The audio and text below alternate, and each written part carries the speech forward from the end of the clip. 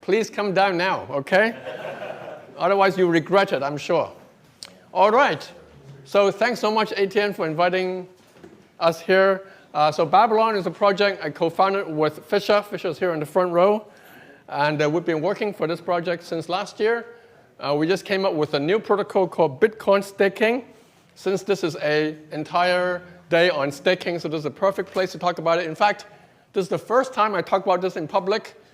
We just released a light paper last Friday. So, OK.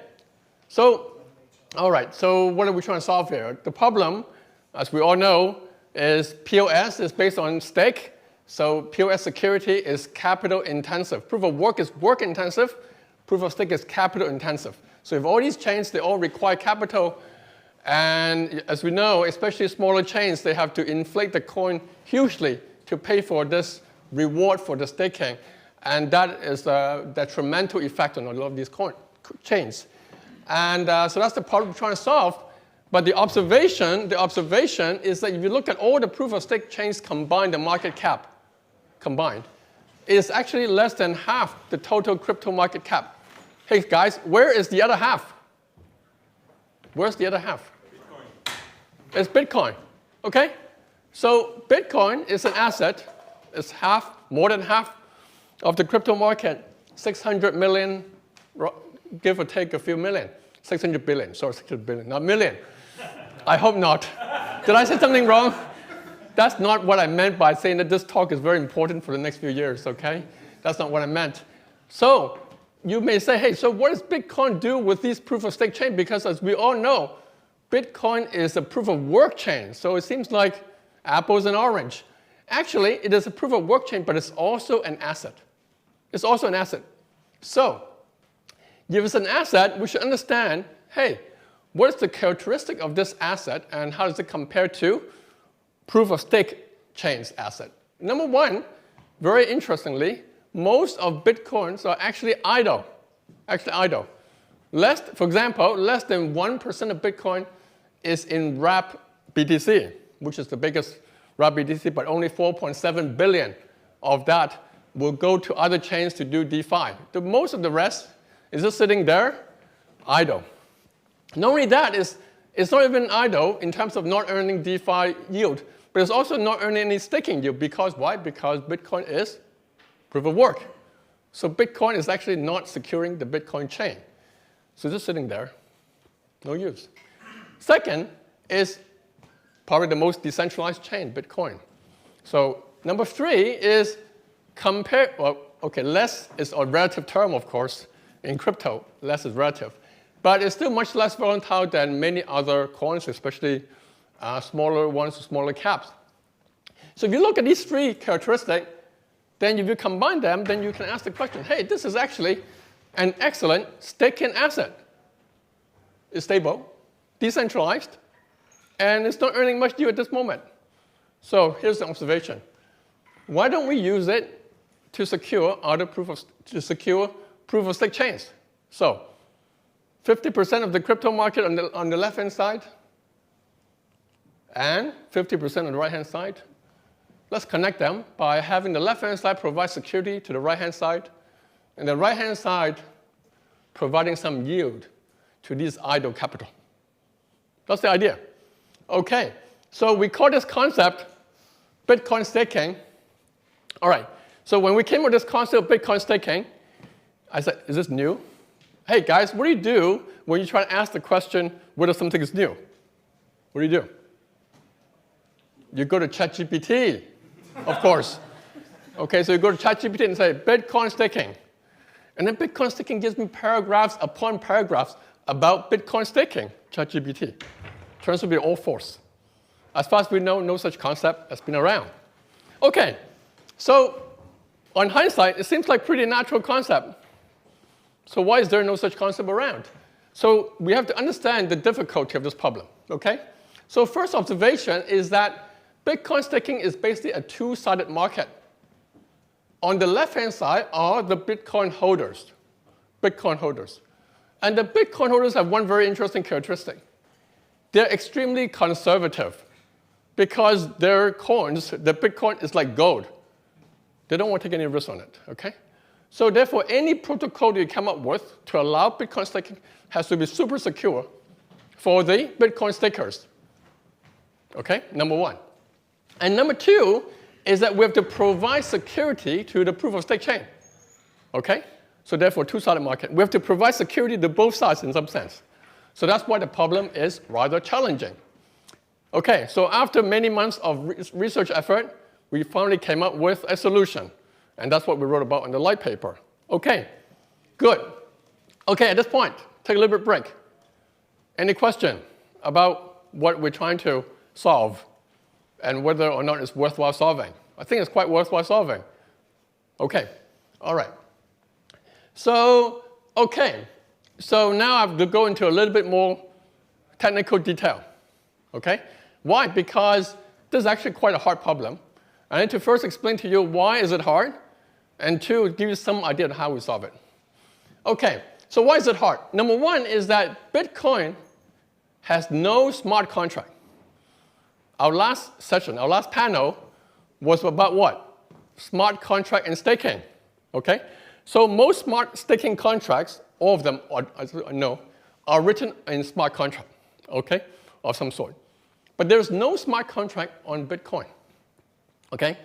And number two is, hey, why don't we try to fork Bitcoin to add some smart contract capability? Forget it. Do not try to fork Bitcoin. You'll spend your whole lifetime doing that without success. So our constraint is do not change Bitcoin and forget about smart contract. So we basically want to solve the two-sided market problem. So on the one side, we want to achieve full security for proof-of-stake chains. We want Bitcoin stake to be a first-class level security provider. Okay? So what does that mean from the security point of view? As we all know, the most important security measure we can provide to proof-of-stake chain is the ability to slash asset. We need to be able to slash assets. So slashing is what full security means. Okay, number one. On the other hand, we want to provide excellent security for the staker, the Bitcoin holder. And so we want to achieve trustless staking, which means that you cannot bridge the Bitcoin to the proof of stake chain and then stake it there. Because that is actually a possible solution, and it's a relatively easy solution because the proof of stake chain would have a smart contract. But to do that, you have to mint a wrap asset like wrap BTC on the proof of stake chain. And now you're undergoing bridging risk. And once you have bridging risk, then most BTC holders will say, forget it. This is the 99% of the people who are not buying wrap BTC. Okay? All right. So we will lose 99% of the market already. All right. So those are the two properties that we actually are able to achieve. Okay? So full slashing for the proof of stake chain, but trustless staking, that means no bridging, no custodian. In other words, self-custodial. Okay? So this is a bit like magic. So let me go into a little bit more detail about how we achieve this. Okay? All right.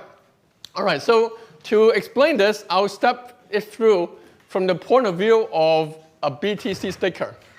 So as any cryptography 101 course will start with, it would be the first person would be Alice. Okay? So Alice has 1 Bitcoin in her wallet, okay? And she wants to stake 1 Bitcoin on a favorite POS chain that she likes, okay? So what we should do is she would send a transaction into the Bitcoin chain to initiate a staking contract. Now, this is a contract on the Bitcoin chain, but not a smart contract, because Bitcoin has a scripting language which allows you to write some simple contract. Okay, in this simple contract, which we can write, okay, Alice can do two things. One is that Alice is allowed to send a withdrawal request at some time that she wants and withdraw the money, the fund, and the 1 Bitcoin will be returned to her wallet after 3 days, okay? 3 days. So 3 days is the so-called unbonding time of this protocol, okay? The second thing, which is all, is that Alice will burn her own BTC. Okay. You say, this is crazy. Who's going to burn her own BTC? Nobody will do that. Stay tuned, okay? All right, so you look at this contract. It's completely self-custodial. Only Alice can spend that 1 Bitcoin in 2 ways, one of 2 ways. But both ways is Alice spending, no third party. Very important. It's a self-custodial contract. So this is trustless staking. You don't have to trust any third party. You're not sending some money to some, I should not mention any names, but some centralized custodian. I don't want to mention any names because I don't know who was here. I don't want to get in trouble here. Even for companies that don't exist right now. Who knows? The people may still be here. All right. Okay? So, all right. So now at this point, Alice can start validating for the proof-of-stake chain. So this is a simplified example. So Alice is self-validating.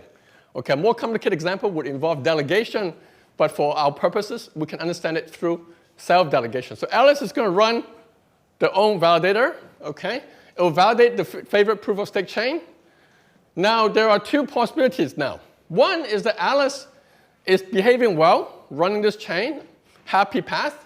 The chain continues going, and the stake is locked up until Alice requests for a withdrawal and bonding. And then bonding will happen. Alice will claim back their stake, and then it will get some reward, okay? In the native token of the proof-of-stake chain, typically. All right. This is the happy path, okay? Now, unfortunately, Alice could be a bad person. In fact, we try to prevent Alice to be a bad person, but to prevent that, we have to allow for the possibility that she can become a bad person. And when she becomes a bad person, she may, for example, try to fork the chain. Try to fork the chain, right? To gain some double spend, some huge MEV extraction, okay? All right. Now what happens? At this point, I should be able to slash Alice, right? I should be able to slash Alice. But how can it be? Alice's money is on the Bitcoin chain. Alice is doing bad things on the proof-of-stake chain. So how do I do the slashing? Turns out, this is the key here, is that there's no smart contract on Bitcoin to process whatever message I send it. However, there is one particular message that I could send that the Bitcoin chain can actually use to slash the money. What is that? Well, that is, I can use cryptography to force the release of Alice's private key. Okay? So this is using cryptography to force the release of private key. Once this happens, then anybody can become Alice because it has Alice's private key, and it will activate the second path, which is to burn the BTC. That's how slashing happens, okay? So slashing is happening because I can activate and force the release of Alice's private key, which leads to a spending event, which is the only event you can describe on the BTC scripting language. So this is how a slashing or a staking contract can be written in the BTC script language. You have to combine it with cryptography to enable that without a smart contract. Okay, good. So that's it. That's the main point. So I satisfied 2 things. We also satisfy some additional very good things, which is, for example, BTC holders are not used to staking. So they're not used to losing liquidity. So we want to make sure that the unbonding time is as fast as possible. And we have built previous protocols which can achieve this task of fast unbonding by synchronizing basically between the Bitcoin chain and the proof-of-stake chain. Okay. Moreover, our solution is modular. So therefore, our solution can actually be applied to a wide range of proof-of-stake chain, not only one particular one. So our solution is kind of a modular solution. In technical jargon, it is called a finality gadget. So actually, Ethereum uses finality gadget. We use a finality gadget as well, but it's a different type of finality gadget. But it's a plug-in architecture on top of an existing proof-of-stake protocol. So it's a quite powerful idea. And finally, since Eigenlayer talked in the first session, and I'm talking in the last session, so I should do a rejoinder, which is that on top of this staking, so our contribution here is on the primitive of BTC staking, okay? So BTC staking itself is not restaking because BTC is a fresh asset. However, on top of BTC staking, you could build a restaking protocols on top of that. So that is possible. And now if you want to, a single staker can stake as one Bitcoin to multiple chains, being well aware of the additional leverage risk involved. Okay. All right. So we have already made a good progress towards building this protocol. Our test net right now is to do timestamping, which is the first primitive needed to do BTC staking. We already have 31 Cosmos SDK app chains sitting on our testnet right now, and these are all potential proof-of-stake customers who will use the BTC staking solution. All right, so our final vision to end this talk is the following. 50% of the current economy, crypto economy, is Bitcoin. 50% is proof-of-stake. It's two isolated economy. Imagine it's like the United States and China, completely disjoint. That would be a very weird world. Very weird world. Hopefully it will not go to that world, but currently it's definitely not that world. And what we're trying to do right now, using this staking protocol, is to say that, the difficulty of unifying these two worlds is because it's very hard to build secure bridges between these two worlds. Bridges between Bitcoin and the rest of the world is well known to be insecure, either insecure or very low capacity. What we're saying is that for one particular use case, but very important use case, which is staking, we can build such a protocol. And therefore, we have a hope of unifying the two economies together through this very important use case of staking. Okay, so I would like to thank my collaborators, the Babylon team, as well as other experts. So this project involves multiple experts from multiple different areas. So for example, we have Robin, who is the founder of ZeroSync, which is a protocol, a ZK protocol on Bitcoin, expert on the Bitcoin scripting language. We have Orpheus from Common Prefix, who is an expert cryptographer. So we're combining a lot of expertise together with our own expertise on consensus protocol to build this. If you're interested, here's the BTC staking light paper, which we released last week. And follow us on Babylon if you want more updates. Thank you.